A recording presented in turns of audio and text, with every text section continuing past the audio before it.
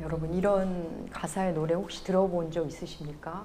진달래 먹고 물장구 치고 다람쥐 쫓던 어린 시절에 눈사람처럼 커지고 싶은 그 마음 내 마음. 아시는 분도 있고 처음 듣는 분도 아마 있으실 겁니다. 가사가 너무 예쁘지 않습니까? 진달래 먹고 물장구 치고. 70년대 가수 중에 이용복이라는 가수가 부른 노래입니다. 그분은 앞을 못 보는 분입니다. 그런데 이렇게 예쁜 가사의 노래를 불렀습니다. 근데 이분은 이렇게 예쁜 노래만 부른 것이 아니라 어머니 왜 날 낳으셨나요? 라는 노래도 불렀습니다. 그 노래는 외국곡을 우리말로 개사한 번안곡입니다. 왜 날 낳으셨나요? 참 너무 가슴 아픈 가사입니다. 사랑하는 여러분, 여러분 혹시 부모님께 왜 날 낳으셨어요? 이러려고 날 낳았어요? 뭐 이렇게 말해 본 적 있습니까? 부모 마음에 대봇을 박는 말이 아닐까 싶습니다. 말하는 본인도 오죽 고통스러우면 부모님께 그렇게 말했을까 싶기도 하지만 부모 마음은, 그 말을 듣는 부모 마음은 정말 견디기 힘든 그런 말입니다. 우리는 계속 욥기를 살펴보고 있습니다. 1장과 2장에서의 욥은 정말 놀라운 저력을, 대단한 인내를 보여줍니다. 대단한 믿음의 모습을 보여줍니다. 욥은 첫 번째 고난과 두 번째 고난 앞에서, 그리고 아내의 그 비명 같은 그 말 앞에서도 입술로 범죄하지 않고 하나님을 원망하지 않았습니다. 지난주 우리는 욥의 재난 소식을 듣고 멀리서 온 3명의 친구, 그들의 침묵에 대해서 함께 나누었습니다. 친구들은 욥 곁에서 7일 밤낮을 함께 하지만 욥의 그 참담함에 아무도 말을 먼저 꺼내지 못합니다. 그렇게 7일이 지나고 욥이 먼저 입을 뗍니다. 그런데 그의 말은 너무나 뜻밖의 자기 생일을 저주하는 말입니다. 3절부터 19절까지 자기가 태어난 날을 저주하고 있습니다. 여러분, 여러분이 아는 욥 맞습니까? 1, 2장에서 보여준 그 욥 맞습니까? 욥에게 이런 면이 있을까 싶기도 하지만 저는 차라리 인간적인 모습이라 좀 반가운 부분도 있습니다.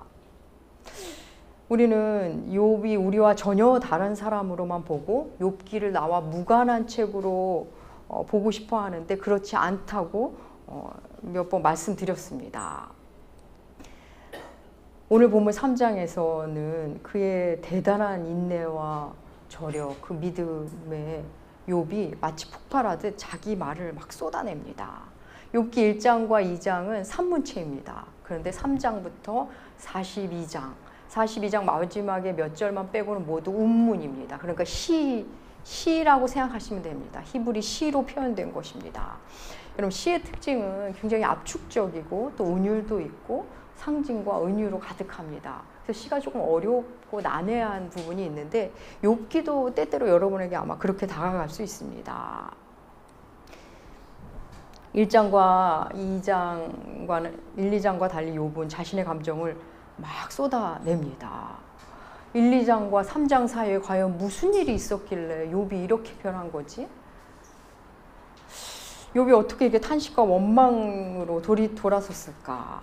우리는 그 원인을 지난주에 아마도 그와 함께한 친구들, 자기 입장에 서주는 친구들 때문이지 않았을까로 추측해보고 그랬을 걸로 말씀드렸습니다. 어쨌든 욥이 지금 탄식하고 원망 섞인 말을 마구마구 쏟아내고 있습니다. 여러분 어떠십니까? 성경을 자세히 읽지 않는 분들은 욥에 이게 이런 면이 있다는 걸 모르실 수도 있습니다. 우리 그리스도인들은 무언가 원망하고 자책하고 비명 지르는 일에 솔직하지 못할 때가 많습니다. 물론 주님을 사랑하다 보면 원망은 점점 주는 거 맞습니다. 그럼에도 원망이 이렇게 마음으로 나올 때가 있습니다. 그럴 때 우리는 욥의 태도를 보며 위로를 받곤 합니다. 위로받을 수 있습니다. 아니 저는 개인적으로 통쾌하기도 합니다. 그래? 욥도 그랬어? 나만 그런 게 아니군. 여러분 어떠십니까? 욥도 이렇게 탄식하고 원망했습니다. 그래서 성경은 참 재미있고 매우 현실적인 책입니다. 본물 터지듯 터져 나오는 욥의 탄식의 내용은 내내 자신이 태어난 날 그 생일을 저주하고 있습니다. 3절에서 내가 난 날이 멸망했더라면으로 시작하여 19절까지 태어난 것에 대한 한탄이 계속 쏟아집니다. 그래서 이 3장의 욥의 탄식을 보면서 우리는 우리 인간 보편의 모습을 조금 엿볼 수 있습니다. 또한 그리스도인이 고난 속에서 어떤 일을 경험하는지도 만날 수 있습니다. 오늘 뭐 긴 시간은 아니지만 짧은 시간 그걸 하나하나 살펴보도록 하겠습니다. 욥의 탄식은 먼저 무엇 했더라면의 연속입니다. 무엇 했더라면. 욥이 입을 땐 첫 번째 말, 우리 3절, 욥기 3장 3절 먼저 함께 읽어보겠습니다. 내가 난 날이 멸망했더라면 한 해 아이를 베었다 하던 그 밤도 그러하였더라면. 예, 내가 태어난 그 날이 멸망하였더라면 이렇게 시작해서 3절부터 9절까지 무엇 했더라면이 자그마치 15번이나 나옵니다. 그날이 없었더라면, 멸망했더라면, 어두웠더라면 계속. 여러분, 이것은 여러분 무엇 했더라면을 우리는 보통 언제 말합니까? 과거에 대한 탄식, 이미 일어난 일, 사실 바꿀 수 없는 일에 대한 원망, 아쉬움의 탄식을 할 때 우리도 무엇 했더라면이란 말을 하게 됩니다. 우리도 힘겨운 일 앞에서 그때 이랬더라면, 그때 거기 가지 않았더라면, 당신을 안 만났더라면, 여기 안 들어왔더라면, 그 일을 안 했더라면 이런저런 후회와 탄식의 말을 합니다. 충분히 그럴 수 있는데, 충분히 우리도 하는 말이지만 사실 우리 냉정하게 생각해 보면 별 의미 없는 말들입니다. 우리가 함께 읽은 책 제목대로 여러분 만약은 없습니다. 그 말이 옳아도 맞는 말이어도 지금 상황에 크게 도움되지 않는 말들이 대부분입니다. 욥은 지금 너무나 고통스러워서 자신이 존재하지 않았더라면을 지금 외치고 있습니다. 별 의미는 없지만 내가 존재하지 않았더라면 탄식합니다. 사실 엄밀하게 말해서 존재하는 자만이 할 수 있는 탄식입니다. 매우 모순적인 탄식을 하고 있는 겁니다. 욥은 지금 자신의 고난의 원인을 알지 못합니다. 또 언제 끝날지도 알지 못합니다. 원인도 그 끝도 모를 고난 속에 그는 있습니다. 그 상황에서 그는 어떤 특정한 대상을 향해 원망하지 않고 그 한 날을 지금 원망하고 있는 겁니다. 자신의 존재가 사라지길 원하고 있는 겁니다. 보통은 이 고통이 어디서 왔는지를 파헤칠 것 같은데 욥은 이상하게 그 일을 하지 않고 있습니다. 그냥 자기가 상상할 수 있는 최대한 과거로 돌아가서 그 날을 원망하고 있습니다. 아마도 그는 침묵의 7일 동안 정말 많은 생각을 하지 않았을까 싶습니다. 내가 존재하지 않았더라면. 욥은 지금 과거로 돌아가고 있습니다. 우리도 고난이 시작되면 그 원인을 알고 싶고 따져 묻고 싶습니다. 그런데 그 원인을 따져 묻느라고 내 고통을 오히려 못 읽어줄 때가 있다는 거 아십니까? 원인을 찾는 일에 몰두한 나머지 지금 상황 파악이 잘 안 될 때가 있습니다. 그저 뭐뭐 했더라면 하고 있는 것뿐입니다. 틱낙한 스님의 화라는 책이 있습니다. 사람이 어떻게 화를 잠재울 수 있을까? 분노를 어떻게 조절할 수 있을까에 대해서 스님의 통찰로 쓴 책입니다. 그런데 그 책이 이런 이야기로 시작됩니다. 집안에 불이 났다. 집안에 불이 났는데 지금 집안에 불 지른 사람을 쫓아갈 것인가? 아니면 불을 먼저 끌 것인가? 여러분 무엇부터 하시겠습니까? 당연히 불을 꺼야 합니다. 그런데 놀랍게 대부분의 사람들이 불을 안 끄고 불 지른 사람을 쫓아간다는 겁니다. 거기에 화를, 그것에 분노를 느끼며 그 일에 몰두한다는 겁니다. 불 끌 생각은 하지 않고 서로 네 잘못이네, 너 때문이네, 원인을 파악한답시고 시간을 허비합니다. 사실 냉정하게 생각하면 지금 상황에 전혀 도움이 되지 않는 일을 하고 있는 겁니다. 전혀 도움이 되지 않는 말로 서로 상처 주고 자기 일을 후벼 파는 겁니다. 욥은 아마도 침묵의 7일 동안 정말 많은 생각을 했을 겁니다. 그저 멍하니 앉아있는 날도 있을 거고 어디서부터 잘못된 일이지 싶다가도 와, 이런 일이 정말 가능하구나, 일어나기도 하는구나. 그러면서 그는 힘겨운 감정 싸움을 했을 겁니다. 어쩌면 욥은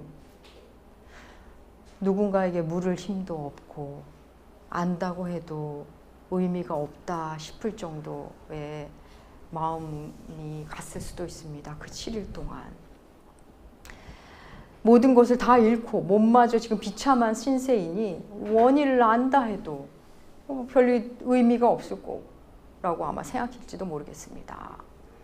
사랑하는 여러분, 우리도 그럴 때 있습니다. 원인을 알았는데, 나는 원인을 알고 있는데 별 의미가 없을 때가 있습니다. 내가 조정할 수도 없고 혹 내가 조율한다고 해도 이미 일어난 일은 일어난 겁니다. 달라질 게 없다. 고난 이전으로 돌아갈 수 없을 때가 있습니다. 그럴 때 우리는 욥이 됩니다. 현실적 대안은 없고 부족하지만 그래도 나는 신앙이 있으니까 원망하고 싶지는 않고 책임적 인간으로는 살고 싶고 그래서 비명이 터져 나오고 그럴 때 우리는 욥이 됩니다. 너무나 고통스러운 욥의 마음이 과거로 가는 이유는 이게 언제 끝날지 모르는 이 고난 앞에서 어쩔 수 없는 선택일지도 모르겠습니다. 이 고통이 빨리 끝났으면 좋겠지만 그 끝을 알 수 없으니 차라리 내가 존재하지 않았으면 좋겠다라는 마음을 탄식하듯 내뱉는 겁니다. 비명 지르듯이 내뱉는 겁니다. 차라리 내가 존재하지 않는다면. 매우 철학적 탄식입니다. 그런데 우리는 뭐 이렇게까지 철학적인 탄식을 하지 않아도 우리도 이와 비슷한 방향성을 갖고 비탄과 비명을 지릅니다. 욥이 매우 철학적인 탄식과 비명을 질렀다면 우리는 그냥 감정을 맨 얼굴 그대로 탄식하고 비명합니다. 죽고 싶다. 욥이 과거로 돌아가서 탄식했다면 우리는 미래형으로 탄식하는 겁니다. 차라리 주님이 날 데려가셨으면.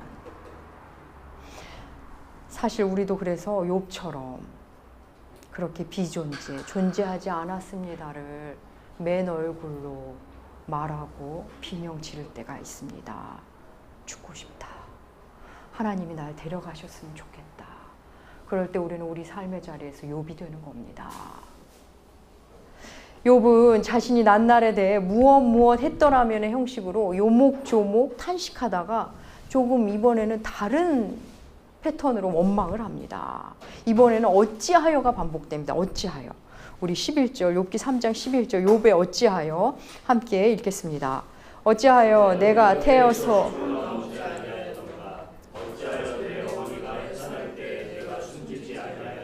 예, 11절에서 어찌하여 그리고 12절에서도 어찌하여가 나옵니다. 여러분 어찌하여라는 말이 무슨 의미입니까? 어찌하여가 다른 걸로 바꾸면 왜입니다. 왜?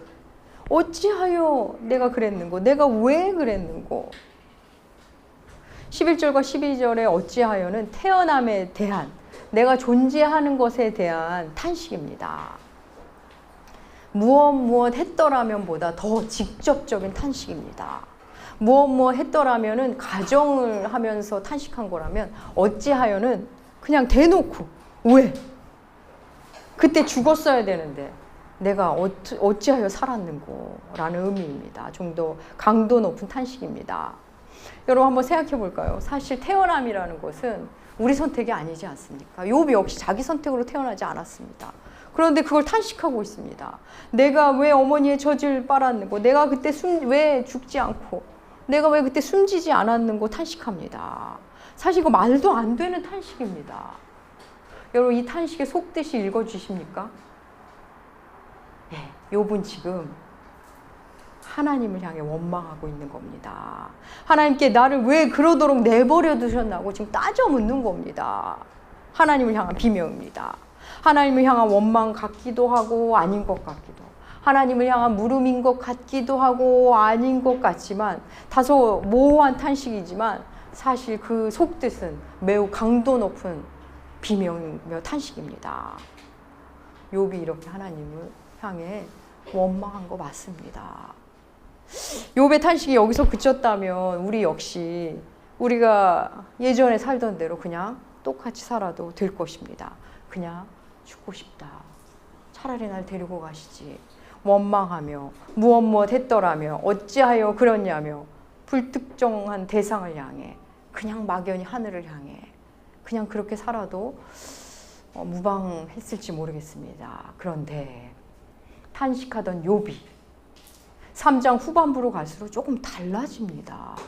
자신의 낱날을 원망하고 저주하던 그가 무엇 했더라면 가정하면서 자기의 낱날을 저주하던 그가 어찌하여 그렇게 하셨냐고 하나님을 향해 원망하던 그가 조금 달라집니다. 또 다른 어찌하여가 하나님을 향합니다. 우리 욥기 3장 20절 함께 읽겠습니다. 어찌하여 고난당하는 자에게 빛을 주셨으며 마음이 아픈 자에게 생명을 주셨는고. 이어지는 욥기 3장 23절도 함께 읽겠습니다. 어찌하여 빛을 주셨는고. 이번에도 어찌하여인데 조금 내용이 사뭇 느낌이 다릅니다. 어찌하여 고난당에게 왜 빛을 주셨습니까? 마음이 아픈 자에게 왜 생명을 주셨습니까? 왜 지금 하나님 안에 있기는 하지만 아득한 삶을 살고 있는 자에게 왜 빛을 주셨습니까? 하고 묻고 있습니다. 고난 중에 욥이 빛을 만난 겁니다. 힘겨움 속에 있도록 허용해놓고서는 왜 빛을 주시느냐는 겁니다. 병도 주시더니 약도 주시는군요. 절망도 주시더니 또 소망도 주시는군요. 조금 사뭇 다른 탄식을 하나님 앞에 하고 있는 겁니다. 여러분, 욥은 지금 그 고통 중에서 소망을, 빛을, 생명을 만나고서는 짐짓 놀라고 있습니다. 자신이 태어난 날을 그렇게 저주하고 하나님께 어찌하여 탄식도 하다가 조금 색다른 어찌하여로 들어간 것입니다. 그 탄식 안에 소망이 섞이기 시작한 겁니다. 어떻게 그가 이럴 수 있었을까요? 어떻게 고난 중에 빛을, 고난 중에 생명을 느낄 수 있었을까요? 그 이유를 우리는 17절에서 19절을 보고 추측할 수 있습니다. 욥기 3장 17절에서 19절 함께 읽겠습니다. 거기서는 악한 자가 소요를 그치며 거기서는 피곤한 자가 쉼을 얻으며 거기서는 갇힌 자가 다 함께 평안히 있어 감독자의 호통 소리를 듣지 아니하며 거기서는 작은 자와 큰 자가 함께 있고 종이 상전에게 놓이니라. 그는 거기에 소망이 있음을 고통 중에 발견합니다. 여러분, 여기서 말하는 거기가 무엇일까? 어디일까요? 욥이 낙태되었더라면 갔을 곳, 욥이 살지 않고 숨졌더라면 갔을 그곳, 바로 죽음 너머를 말하고 있습니다. 이 땅은 악한 자들이 점점 장악해가고 있습니다. 삶에 지친 자들이 쉬지 못하고 사람들이 여기저기 갇힌 채, 자신이 갇힌지도 모르는 채 살고 있습니다. 안식도 없고 무언가 중독되어 종노릇하고 사람 사이에는 높고 낮음이 있어서 높은 자가 낮은 자를 쥐락펴락합니다. 그런데 거기서는 그런 일이 없답니다. 그런 일이 없는 곳입니다. 악한 자들이 없고 참된 안식과 자유, 평안이 있는 곳, 높은 자도 낮은 자도 없는 곳, 거기를 욥은 보았습니다. 욥은 고난 중에 알았습니다. 지금 이 극심한 고통이 결국 살아있을 동안이라는 것, 살아있을 동안만의 고통이라는 것, 이 육신을 입고 있는 동안만의 고통이라는 것을 알았습니다. 그렇습니다. 그가 지금 만난 빛은 우리가 말하는 천국 소망 맞습니다. 영원할 것 같은 고난도 결국 끝이 있고 우리에게는 거기가 있다는 겁니다. 그렇다면 그렇게 좋은 거기를 꿈꾸며 그저 죽은 후만을 소망으로 살 사람들이 그리스도인일까요? 지금 삶이 엉망진창이고 힘들어도 그냥 거기만을 꿈꾸고 사는 게 우리들이어야 할까요? 그렇지 않습니다. 우리는 이 땅에서 그러한 하나님 나라를 소망할 뿐 아니라 하나님 나라를 만들어가는 사람들입니다. 보장된 거기를 담보해서 우리의 남은 삶을 바로 하나님 나라를 만드는 일에 최선을 다해 사는 겁니다. 왜? 우리에게는 보장된 거기가 있으니까. 우리의 남은 삶 전부를 하나님 나라를 이 땅에서 만드는 일에 최선을 다해 사는 겁니다. 그래서 우리 집이, 우리 교회가, 나의 일터가, 내가 속한 공동체에 악당이 설치지 않고 피곤한 자가 쉼을 얻고 갇힌 자가 풀려나고 높은 자, 낮은 자가 없는 곳, 그런 곳이 되도록 살아가는 겁니다. 그래서 자신은 물론이고 다른 이들이 하나님 나라를 경험하도록 하는 일에 남은 삶을 다 바치다 가는 겁니다. 여러분 너무 멋지지 않습니까? 여러분 그리스도인은 바로 그겁니다. 그래서 주님은 우리가 복음을 만났는데 구원을 받았는데 그 자리에서 데려가시지 않고 남은 삶을 그리 살라고 남은 삶을 허용하시는 겁니다. 너무 멋있는 삶입니다. 그런데 문제는 우리가 처한 현실입니다. 그날 거기를 꿈꾸며 하나님 나라를 위해 헌신하고자 하는데 헌신할 마음이 너무나 많은데 그래서 나는 매일매일 하나님 바라보면서 그렇게 살려고 하고 있고 그렇게 살고 있는데 정작 내 삶의 자리는 여전하다는 겁니다. 욥 역시 거기가 어떤 곳인지 알게 되었지만 그래서 빛도 보고 생명도 보았지만 그의 현실적 탄식은 여전합니다. 욥의 탄식, 욥기 3장 26절 우리 함께 읽겠습니다. 나에게는 평안도 없고 안일도 없고 휴식도 없고 다만 불안만 있구나. 거기를 봤는데 아는데도 생명이 있음을 알고 빛도 있는데도 고통은 여전합니다. 안다고 소망한다고 해서 내 현실의 문제가 다 해결되는 게 아니라는 겁니다. 욥은 천국을 알았습니다. 하나님 나라를 알았습니다. 그리고 소망했습니다. 고난 중에 빛도 생명도 느꼈지만 그의 현실은 여전히 사람들은 다 떠났고 재산은 하나도 없고 아내마저 떠났고 몸은 만신창이가 되어 있는 겁니다. 괴롭고 불안합니다. 지금 자신의 모습과 소망과의 괴리는 너무나 클 뿐입니다. 그래서 그는 고난 중에 빛을 보지만 여전히 고통스럽습니다. 사랑하는 여러분, 그리스도인의 삶은 바로 이런 것입니다. 그리스도인에게는 이 땅 자체가 고난입니다. 이 땅의 황폐함 속에서 예수라는 소망이 있어서 다시 일어나고 넘어져도 또 일어나고 포기하고 싶은데 하나님을 바라보면 포기가 안 되고 그래서 또 일어나고 내내 손잡고 계시는 하나님을 만나면 또 소망이 생기고 그런데 나를 보면 소망이 없고 그게 우리의 삶입니다. 나를 보면 상황을 보면 빛도 소망도 없지만 내 심령에 살아계시는 예수 그리스도를 보면 또 생명이 느껴집니다. 주님으로 인한 기쁨도 크지만 현실에 대한 자괴감도 점점 커집니다. 오히려 그 만난 빛이 나의 문제를 더 선명하게 보여주시고 현실의 부조리를 더 선명하게 보여주셔서 예전보다 더 괴롭고 예전에는 못 느꼈던 새로운 괴로움들을 품기 시작합니다.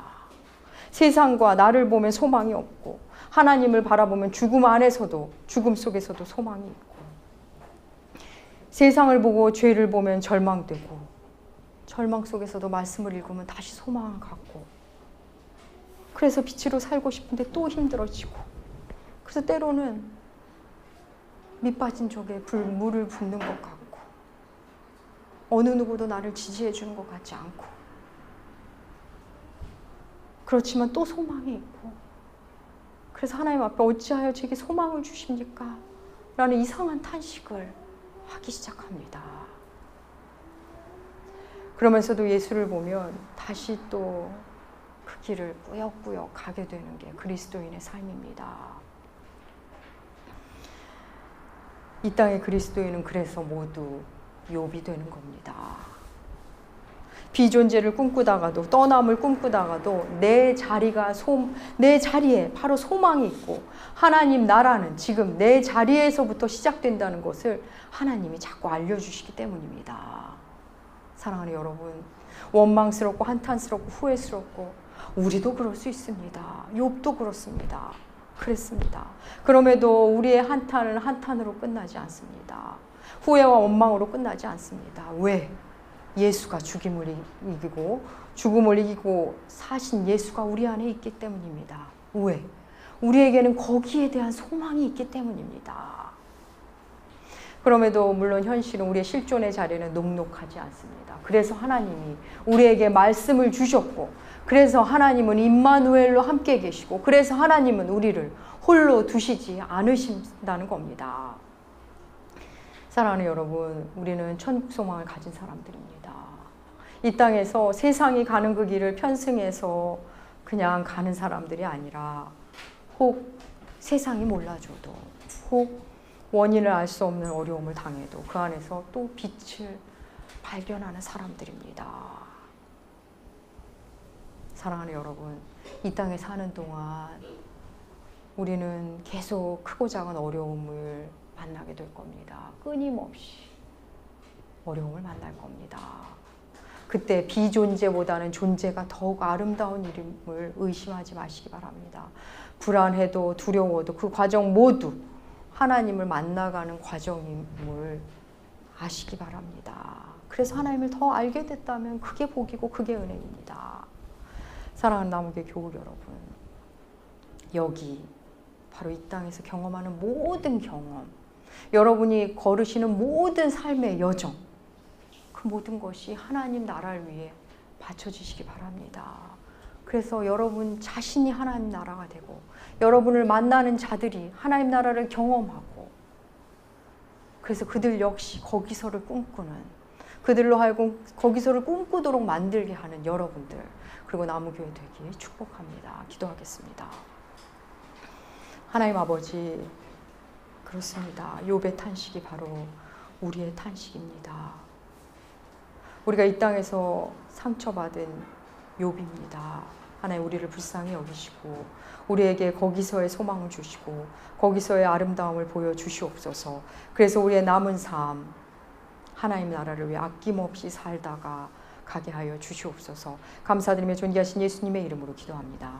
아멘.